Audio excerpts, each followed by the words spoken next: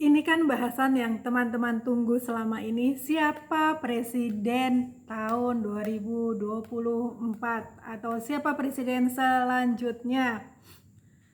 Nah, sebelum berbicara mengenai siapa presiden selanjutnya, ada yang bertanya, mengapa Pace yang sepertinya ramalan seperti itu ya? Karena di IG Mirai Yorita saya banyak membantu untuk melihat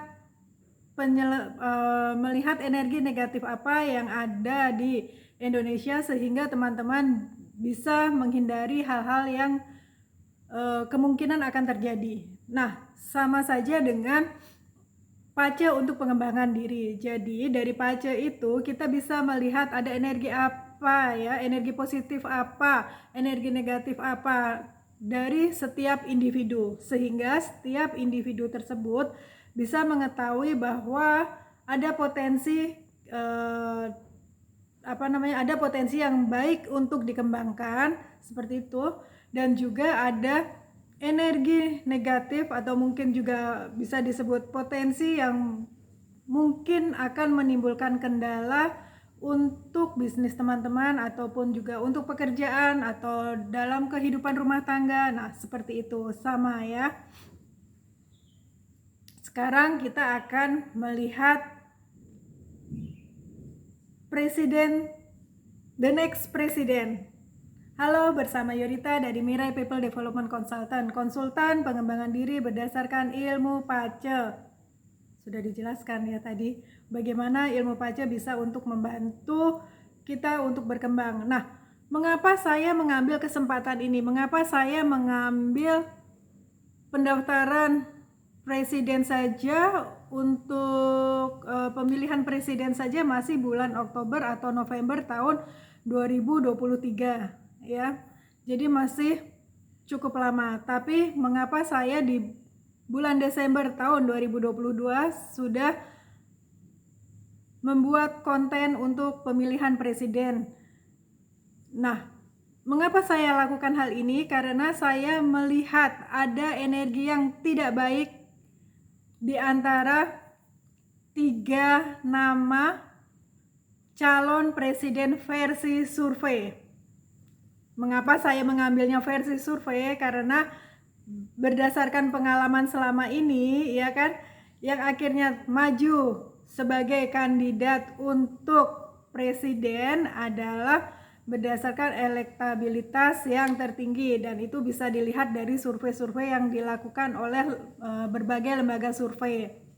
Nah, sekarang saya akan menganalisa 3 nama. Jadi saya melakukan analisa 3 nama berdasarkan calon presiden versi survei tahun 2024, yaitu Bapak Anies Baswedan, this one Pacenya ya kan, kemudian Bapak Prabowo Subianto, kemudian juga Bapak Ganjar Pranowo.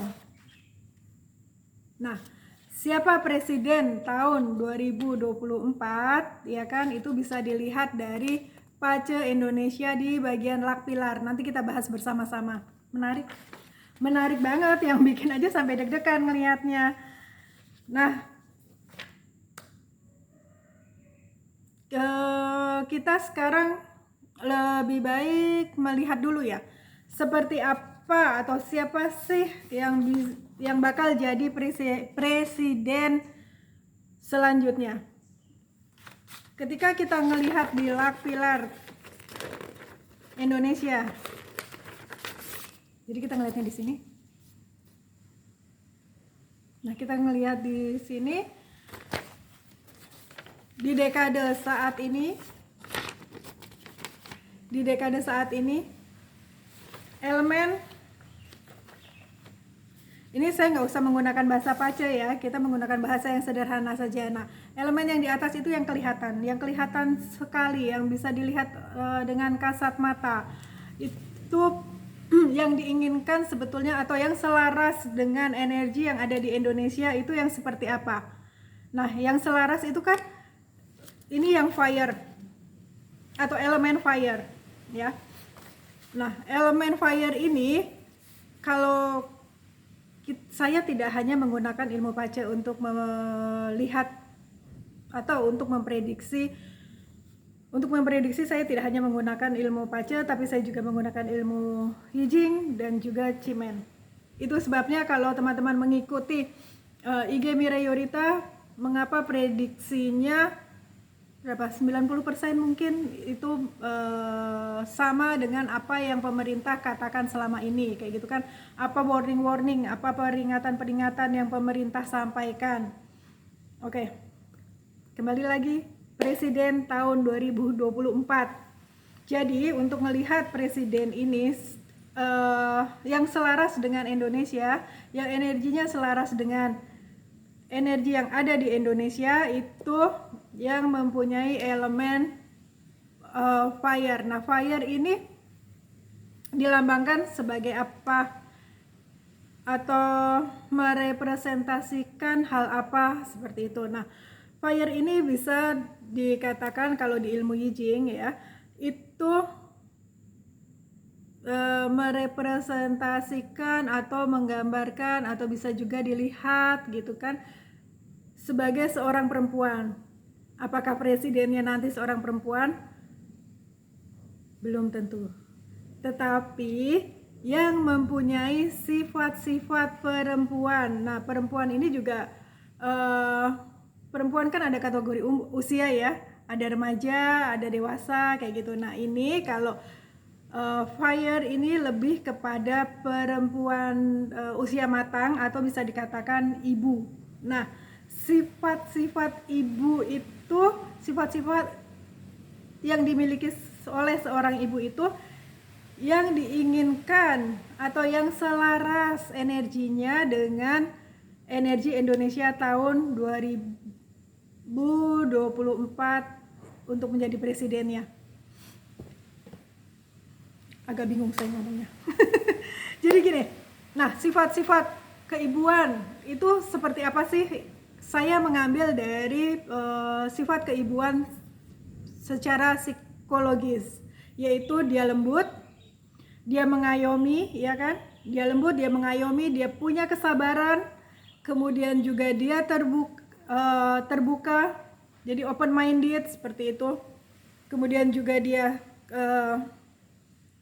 memperhatikan penampilan, dia penyayang, kemudian juga setia atau bisa menjadi pendamping yang baik seperti itu ya. Kemudian juga dia pintar dan tahu prioritas, itu berdasarkan psikologi. Jadi saya mengambil sifat-sifat keibuan berdasarkan psikolog itu seperti yang sudah saya sebutkan tadi. Nah, the next presiden yang diinginkan itu adalah yang memiliki sifat-sifat seperti itu. Dari 3 nama tersebut yang sudah saya sampaikan, siapa kira-kira? Silahkan teman-teman analisa sendiri. Jadi kalau 3 nama tersebut ya, 3 nama tersebut akhirnya maju sebagai calon presiden, teman-teman sudah bisa menganalisa dari ini siapa kira-kira. Kemudian juga yang fire itu kalau dibaca ya, yang fire itu dilambangkan sebagai matahari. Matahari itu kan satu. Nah, ini menariknya nih. Matahari itu kan satu ya. Dia super percaya diri. Jadi maksudnya dia sudah mempunyai background atau dia sudah punya background, dia sudah mempunyai nama seperti itu ya. Dia sudah mempunyai nama yang cukup mengakar sehingga bisa dikatakan, kalau matahari kan sendirian ya, bisa dikatakan bahwa siapapun nanti yang dia pilih ataupun siapapun yang akan dipasangkan oleh si capres ini tidak masalah bagi dia, karena dia sudah punya nama yang cukup kuat, dia sudah punya nama yang cukup mengakar kayak gitu. Jadi bisa dikatakan bahwa dipasangkan dengan sendal jepit pun dia bisa menang. Nah, dari 3 nama tersebut menurut teman-teman siapa? Kemudian dia ada elemen juga yang water ya. Nah, elemen yang water ini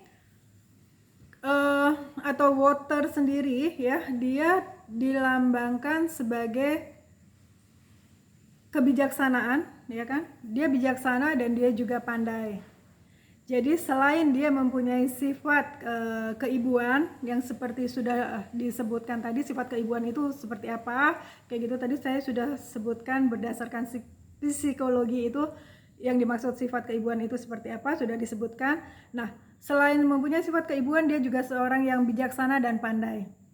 Dan yang menariknya adalah dia seseorang yang tidak bisa ditebak, tidak mudah ditebak kemana arahnya. Itu presiden yang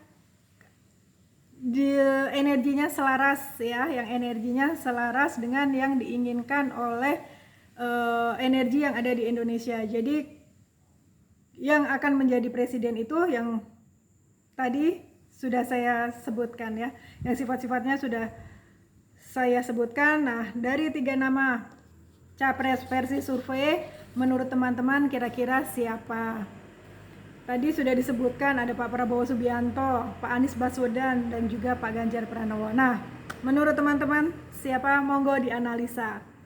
Dan ada sesuatu yang menarik di tahun 2023, karena ini masih lama ya, karena ini masih lama pemilihannya di bulan Oktober atau di bulan November, itu saya lihat di agenda KPU seperti itu, pemilihan presiden untuk pendaftarannya sekitar bulan tersebut. Nah, ini kan masih lama, sementara energi di tahun 2023 saya sudah analisa di IG Mirai Yorita, teman-teman bisa lihat Pace 2023 di highlight, Pace 2023, dan elemen yang kuat atau demasternya kayak gitu ya, itu adalah Gui water atau yin water. Nah, yin water ini kan dilambangkan sebagai embun. Embun itu kan embun kalau kita kena panas sedikit saja terus langsung mencair. Ya kan, atau juga bisa dilambangkan sebagai kabut yang kena panas sendiri sedikit saja seperti itu terus kemudian langsung kabutnya hilang. Nah, itu menandakan bahwa akan terjadi perubahan yang sangat-sangat cepat sekali, termasuk juga di dunia politik di tahun 2023. Nah, bisa jadi ini yang harus diantisipasi oleh teman-teman. Siapapun capres versi survei saat ini yang teman-teman dukung, itu tolong diwaspadai karena akan ada perubahan yang sangat-sangat cepat. Kemungkinan dari 3 nama tersebut bisa jadi 1 nama tumbang, atau maksudnya 1 nama tidak jadi mendaftarkan kayak gitu bisa juga, ataupun 2 nama tidak jadi mendaftarkan, itu juga bisa. Karena apa? Karena saya menganalisa dari 3 nama, yaitu Pak Prabowo Subianto, Pak Anies Baswedan, dan Pak Ganjar Pranowo, itu dari mereka bertiga ada yang membawa energi yang tidak baik, yaitu energi, saya sebutkan saja, energi hook spirit itu. Jadi kalau dari ketiga capres tersebut mempunyai masa lalu yang belum beres atau masa lalu yang tidak baik, itu tolong segera diselesaikan. Mengapa? Karena kalau tidak, di tahun 2023 itu akan dijadikan isu yang pada akhirnya akan membuat masyarakat tidak percaya kayak gitu kan. Karena ada energi piercing rope itu energi tekanan dari luar, entah itu sosial, ekonomi, politik, seperti itu ya.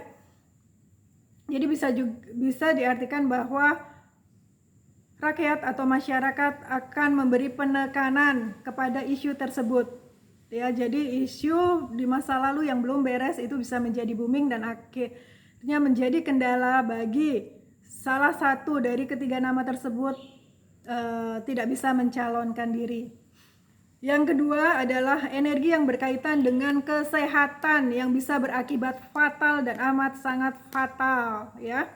Yaitu energi apa? Sickness charm, Bath, dan clouding shell.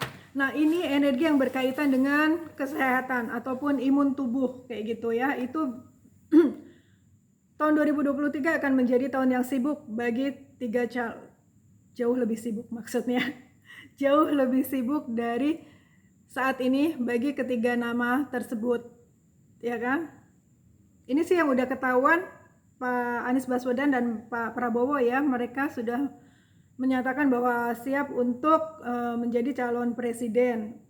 Nah, kemudian Pak Ganjar ini masih, yang dari Pak Ganjar belum ketahuan. Nah, ini yang harus diwaspadai oleh siapapun calon presiden di tahun 2024 yang teman-teman dukung. Jadi saya berharap ini bisa disampaikan kepada semuanya, kepada para tim sukses untuk dijaga baik-baik ya, dijaga baik-baik kandidatnya. Jangan sampai sesuatu hal yang tidak baik terjadi sehingga akhirnya dia mengundurkan diri, ya kan? Dia mengundurkan diri atau dia mundur karena sesuatu hal akhirnya tidak jadi dicalonkan. Jadi pergerakannya tahun depan itu amat sangat cepat terjadi perubahan. Saya rasa cukup sekian. Itu yang harus diantisipasi oleh siapapun kalian di tim mana, ya kan? Siapa yang kalian dukung seperti itu, ataupun mungkin juga kalian tim sukses dari salah satu pasangan 3 capres versi survei ini, tolong diperhatikan apa masa lalu yang belum selesai cepat diselesaikan, jangan sampai itu menjadi isu. Dan kemudian yang kedua adalah kesehatan para capres tersebut yang harus benar-benar dijaga, jangan sampai akhirnya menimbulkan duka bagi kita semua. Terima kasih, sampai bertemu kembali di video yang lain atau di bahasan yang lain. Terima kasih sekali untuk supportnya ke Mirai Yorita.